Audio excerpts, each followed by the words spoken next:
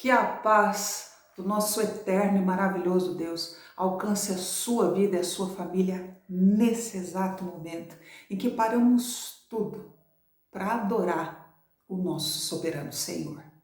Essa noite eu quero ler com você um salmo, nós vamos ler todo o salmo que você conhece muito bem e com certeza você já cantou. O Salmo 139.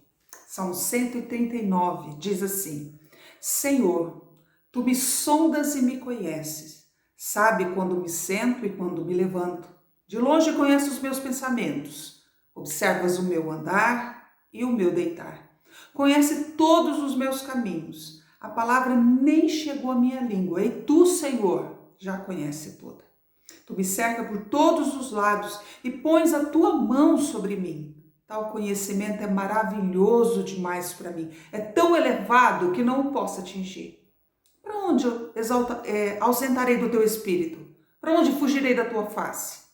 Se subo aos céus, lá está. Se faço a minha cama no mais profundo abismo, lá está também. Se tomo as asas da alvorada e me detenho nos confins dos mares, ali a tua mão me guiará e a tua mão direita me sustentará. Se eu digo, as trevas com certeza me encobrirão e a luz ao meu redor se fará noite. Até as próprias trevas não te são escuras, e a noite é tão clara como o dia. Para ti, as trevas e a luz são a mesma coisa. Pois tu formaste o meu interior, tu me teceste no ventre da minha mãe. Graças te dou, visto que de modo assombrosamente maravilhoso me formaste. As tuas obras são admiráveis e a minha alma sabe muito bem. Os meus ossos não te foram encobertos, quando no oculto fui formado e entrecido como nas profundezas da terra. Os teus olhos viram a minha substância ainda informe, e no teu livro foram escritos todos os meus dias, cada um deles escrito e determinado, quando nenhum deles ainda existia. Que preciosos para mim, ó Deus, são os teus pensamentos, e como é grande a soma deles. Se eu os contasse, seria muito mais do que os grãos de areia.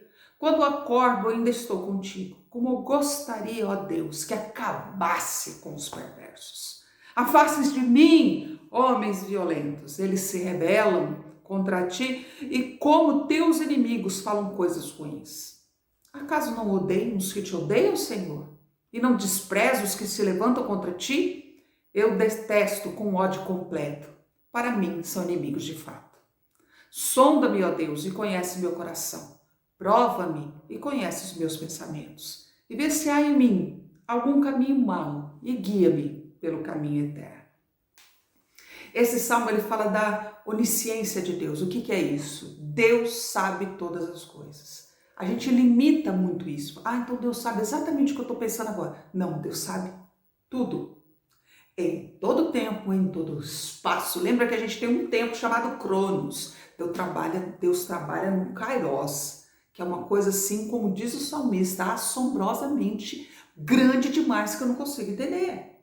Da mesma forma, o salmista fala da onipotência de Deus, do poder de Deus. Nós limitamos muito isso, porque a gente é limitado. Como ser humano, estamos limitados por esse corpo, estamos limitados por esses pensamentos e a gente não consegue, é assombrosamente maravilhoso. Como diz o salmista, a gente tem que usar a palavra dele, porque é assombroso demais.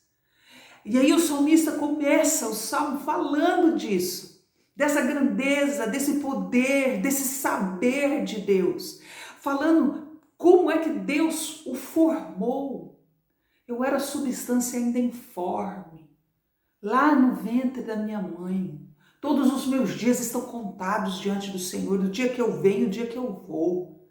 A palavra não chegou na minha boca, o Senhor já sabe. Aí ele vira e fala assim, como é que eu posso fugir desse Deus? Para onde eu vou para não conhecer a Deus? Tem gente que acha que pode fugir de Deus. Gente, se você quiser, faça o que você quiser. Quer fugir de Deus? Tenta. Tem gente que pensa assim, né? Se eu não falar de Deus, se eu ignorar a Deus, então tá tudo bem, Deus me ignora. Deus não te ignora. Você pode fazer isso quantas vezes você quiser, mas você é alvo do amor de Deus. Você é alvo dos sonhos de Deus, porque Deus sonhou com a sua vida. Deus colocou palavra na tua boca, Deus colocou eternidade no teu coração. Aí nós que amamos tanto a Deus, sabemos de todas as coisas, como o salmista, chegamos e falamos assim, podia acabar com toda essa gente ruim. Esses homens perversos, esses que ficam aí falando mal de Deus. Senhor, acaba com esse povo. Aí o salmista tem uma parada, porque você vê, tem uma brecha ali, né? Tem um outro parágrafo, ele para. Sonda-me, ó Deus. Aí ele já muda. Sonda-me. Vê se há em mim algum caminho mau. Prova-me e guia pelo seu caminho eterno. Sabe por quê? Justiça pertence a Deus, não a mim. A nossa justiça é pobre, é egoísta. A justiça de Deus é perfeita. Ele lida com os inimigos, os dele e os nossos. A ele cabe a justiça, a nós cabe o amor. Aí ele fala, muda, Senhor Deus, aqui dentro, muda a minha vida, me leva para um caminho de excelência. E nós, nessa noite, vamos começar esse tempo orando. Primeiro agradecendo, porque de modo assombrosamente maravilhoso nós fomos criados. E depois pedindo perdão, porque muitas vezes nós queremos que a nossa justiça seja aplicada no outro.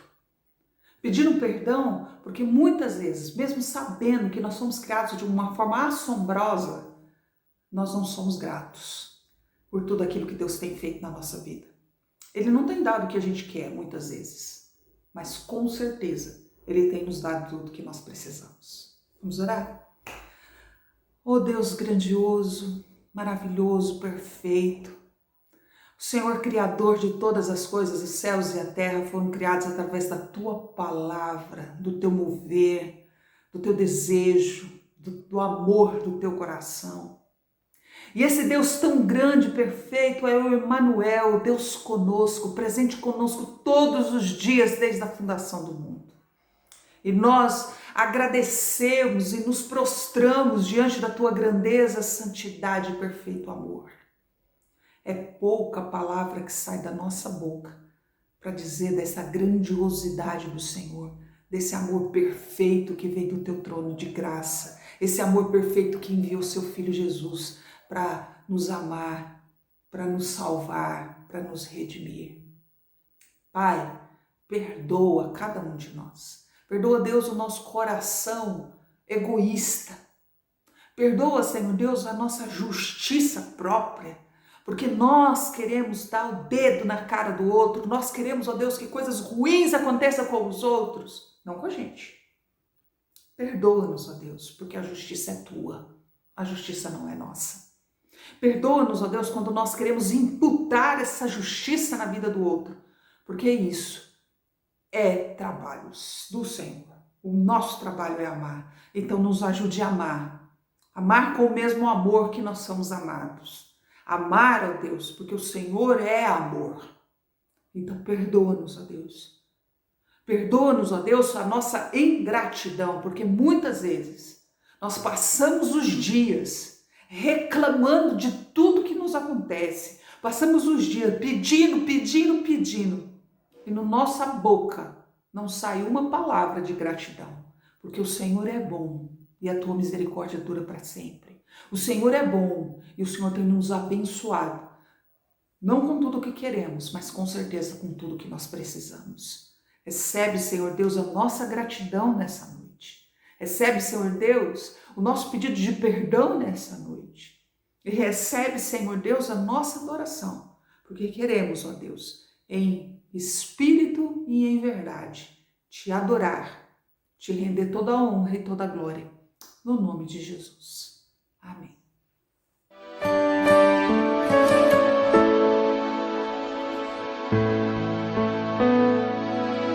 Silencio o meu coração e elevo ao céu meu pensar. Eu me prostro em adoração Tua presença eu desejo experimentar. Te consagro ouvidos atentos e uma alma sedenta por ti. Sou um filho tão frágil e pequeno, mas tua graça me faz prosseguir. Fala, Senhor, fala comigo. Quero ter comunhão com o meu melhor amigo.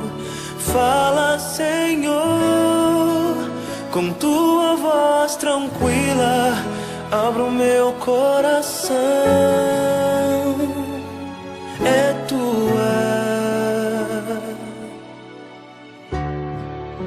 É tua minha vida. Silencio o meu coração e elevo ao céu o meu pensar. Eu me prostro em adoração. Tua presença eu desejo experimentar. Te consagro os ouvidos atentos e uma alma sedenta por ti.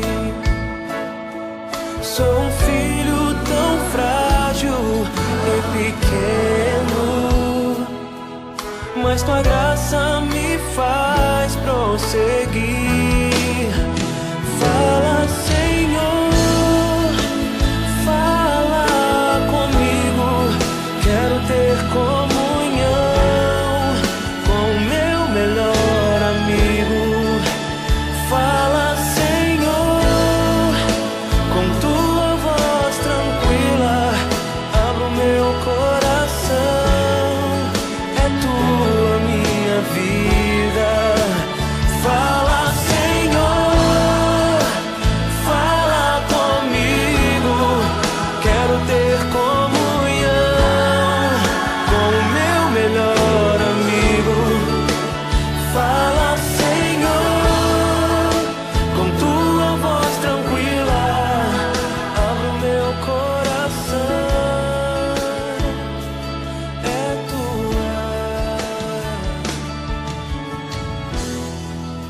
É tua minha vida.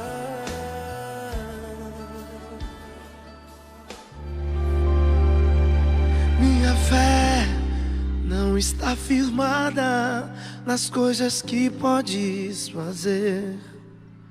Eu aprendi a te adorar pelo que és.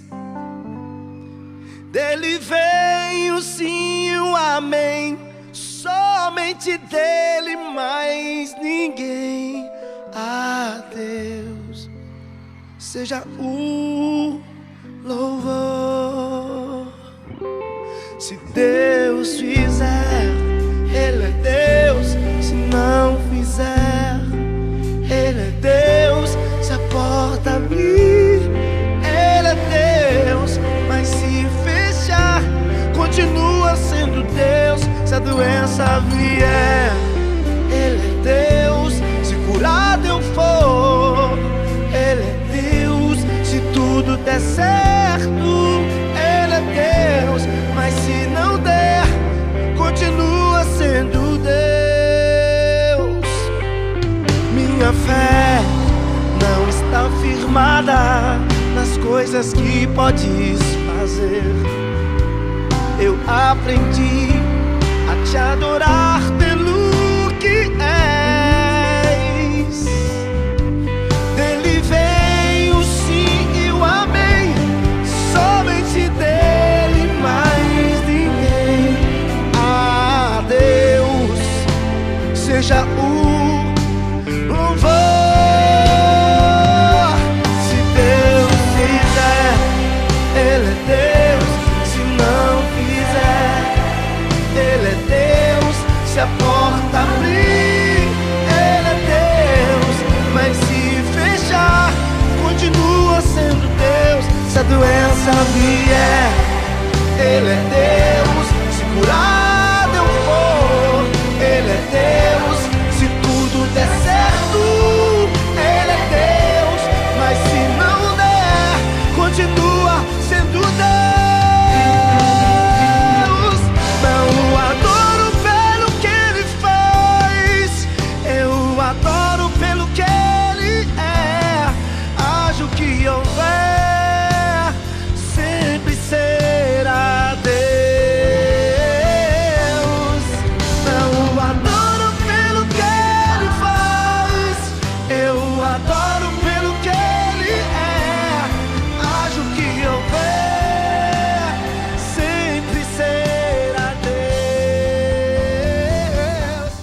Irmãos, vocês já estudaram um pouco sobre as parábolas de Jesus? Olha só, quando Jesus contava as suas parábolas, é como se ele desenhasse quadros verbais.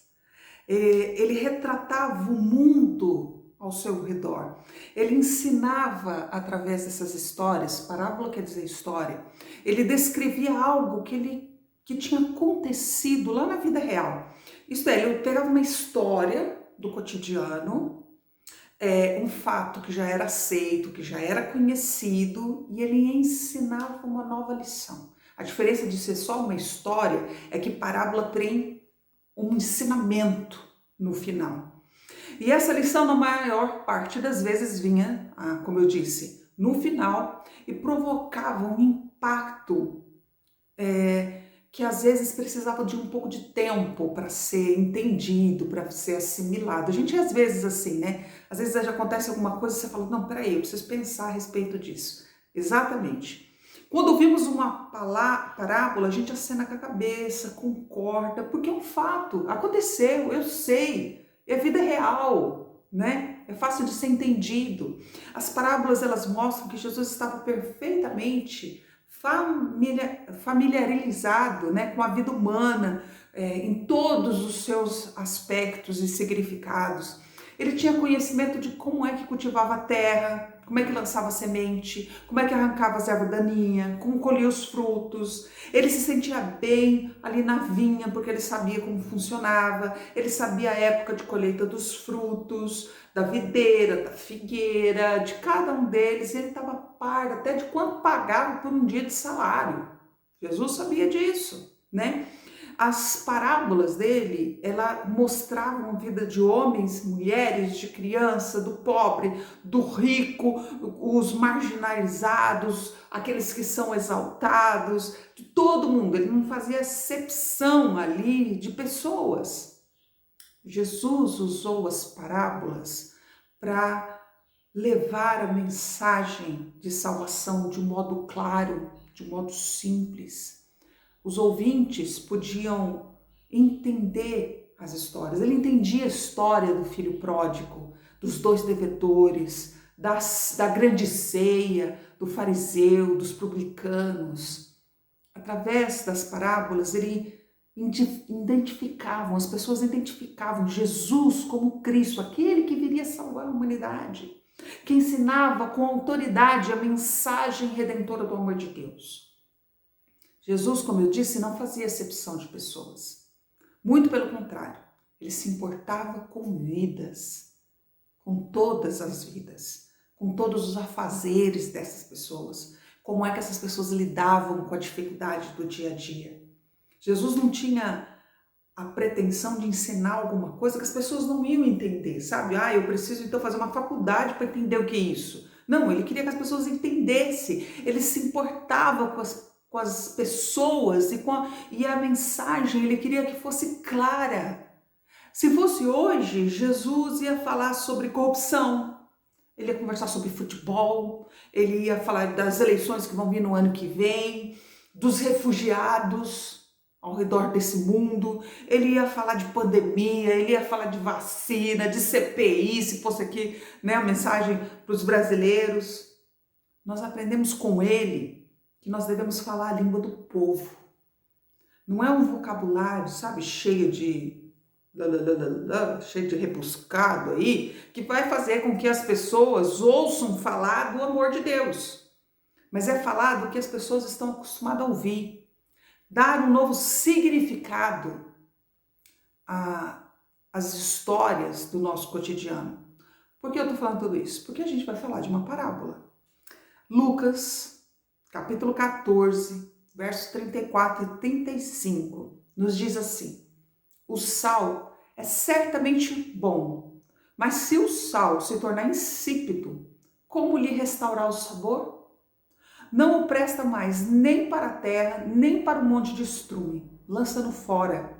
Quem tem ouvidos para ouvir, ouça. Adoro quando Jesus fala isso. Quem tem ouvidos para ouvir, ouça. Ou seja, se quer ouvir, ouça. Não quer ouvir, não escuta.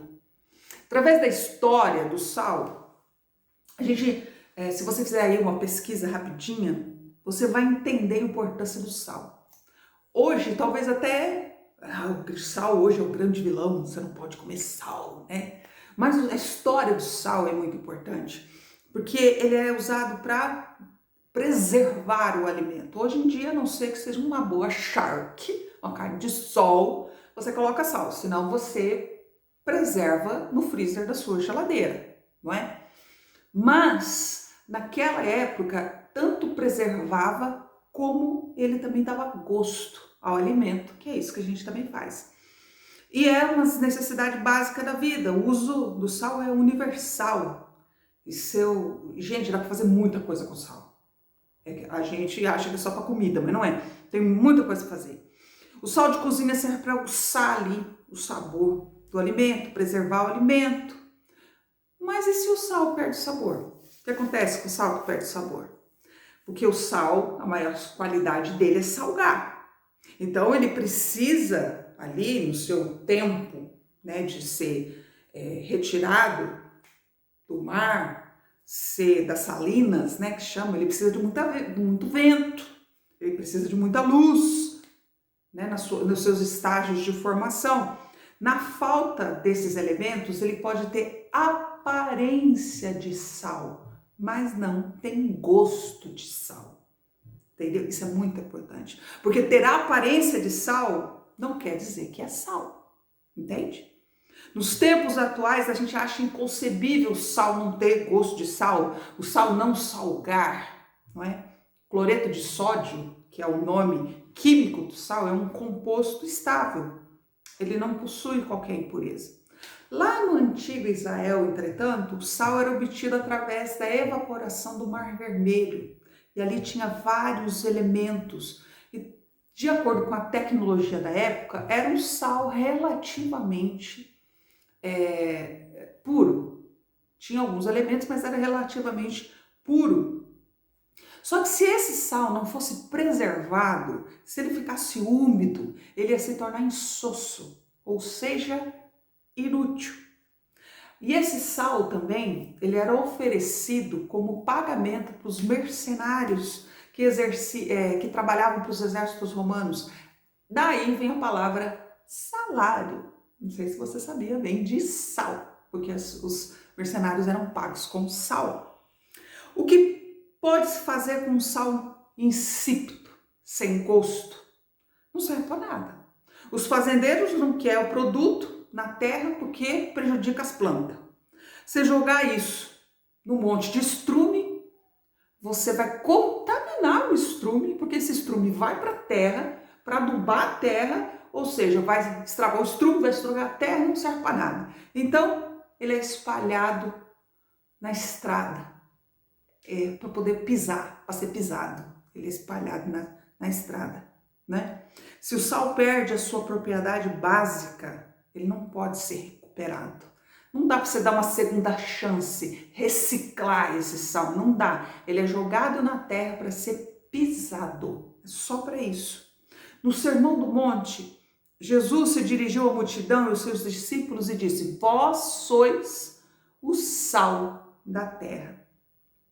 Como o sal tem uma característica de impedir a deteriorização, no caso dos alimentos, também nós, cristãos, Devemos exercer uma influência tão grande e moral na nossa sociedade que nós vivemos para impedir a deteriorização dela. Como o sal é invisível, que daí, por exemplo, o pão. Tem sal no pão, você vê o sal? Não, mas que diferença esse sal faz ali naquele pão? Porque senão não ia ter gosto do quê? Não é? Ele faz uma diferença tremenda. E é isso que Jesus está falando. Essa diferença tremenda, um agente poderoso, sou eu e você na sociedade, fazendo diferença. Às vezes ali sem ninguém ver, mas sendo a diferença, não é? Tende em vós mesmos a paz uns com os outros, disse Jesus em Marcos 9,50. Ele está exortando ali os seus discípulos a usar os seus dons espirituais para promoverem a paz. Primeiro em casa, depois com os outros. Porque os cristãos não têm sido capazes de viver em paz entre si mesmos, eles têm perdido a sua capacidade de ser influência no mundo. Ele tem perdido a sua salinidade, tem perdido a sua característica de ser um sal que preserva e que dá sabor ao mundo. Muitas pessoas jamais leram a Bíblia, apesar da Bíblia ser ainda o livro mais vendido no mundo. Tem muita gente que nunca leu, mas constantemente elas observam aqueles que leram. Você, viu, companheiro, companheira, sou eu aqui. Tem na igreja primitiva, lá atrás, um líder chamado Crisóstomo. Ele falou uma coisa que é um tapa na cara. Ele falou assim, ele disse que se os cristãos vivessem a vida que se esperam deles, os incrédulos desapareceriam. Vou repetir. Se os cristãos vivessem a vida que se esperam dele, os incrédulos desapareceriam. E eu vou terminar. Hoje vai ser rapidão. Ser um discípulo de Jesus, um seguidor de Jesus, é ser um influenciador. Está muito em moda, né? Ser influenciador, né? A gente tem muito influencers, né? Nos YouTube da vida. Mas ser um discípulo é ser um influenciador, é fazer diferença.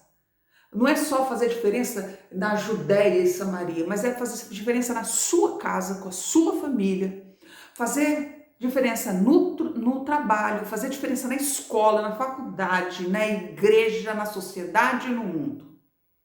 Duas verdades a gente precisa destacar aqui para a gente encerrar. Primeiro, o sal influencia o meio aonde ele está. O sal é bom, pois ele impede a decomposição e dá o sabor. A vida seria impossível sem sal. Jesus compara a igreja como o sal da terra. A presença da igreja no mundo é abençoadora. Ela impede o avanço da corrupção e ainda aponta para o caminho de uma vida verdadeira em Deus. Segunda coisa, o sal que perde o sabor perde toda a sua utilidade. A única finalidade do sal é salgar. Se ele perde sua salinidade, ele não serve para nada. Não serve nem para ser jogado num monte de lixo. Ele vai ser jogado pelo caminho para ser pisado pelos homens. Quando um discípulo de Jesus perde o seu caráter cristão, ele se torna imprestável e ele envergonha o nome de Cristo e o Evangelho da Graça. E Jesus conclui: aquele que tem ouvidos para ouvir, ouça. Adoro. Quem quiser ser discípulo de Jesus, que siga esses ensinamentos. Quem não quer ouvir, viva do jeito que você quiser. Entende isso? Discípulo de Jesus segue as ordenanças do mestre. Se você não quer, viva do jeito que você bem desejar. Jesus não fica implorando para que as pessoas o sigam.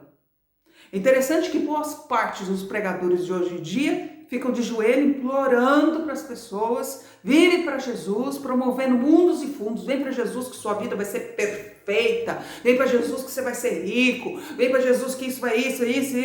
Isso daí Jesus nunca fez. Jesus nunca mandou fazer.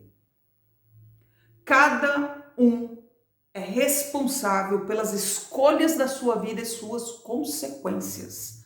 Lei da semeadura. Aquilo que você planta, você colhe.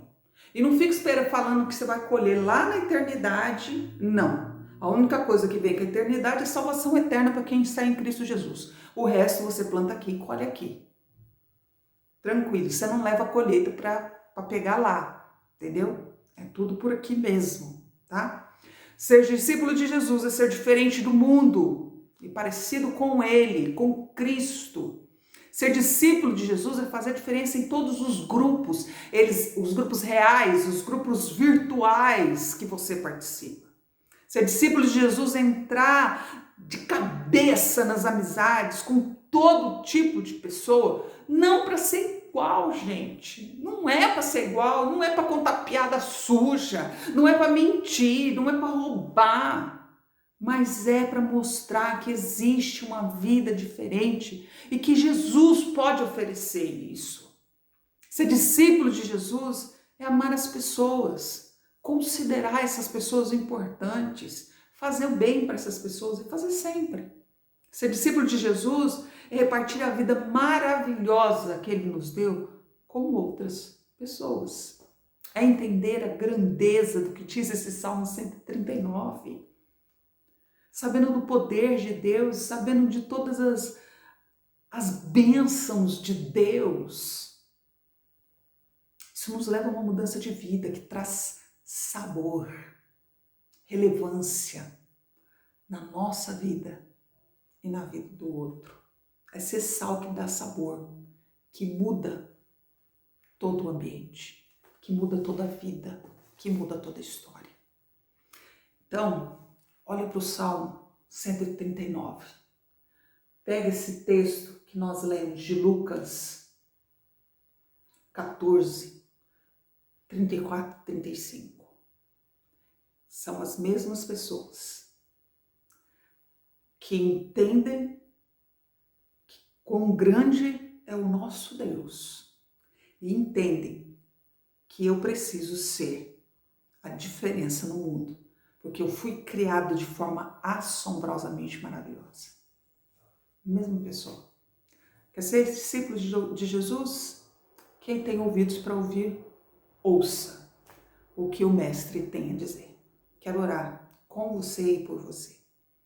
Santo, eterno, maravilhoso Deus, nós damos graças, Pai, pela Tua palavra. Nós damos graças, ó Deus, pela exortação em Cristo Jesus. Porque hoje o Senhor está puxando nossa orelha, Pai. Puxando para que a gente seja homens e mulheres segundo o Teu coração. Para que nós vivamos, ó Deus, um cristianismo autêntico. Homens e mulheres que fazem como sal, preservam, dão sabor aonde estão.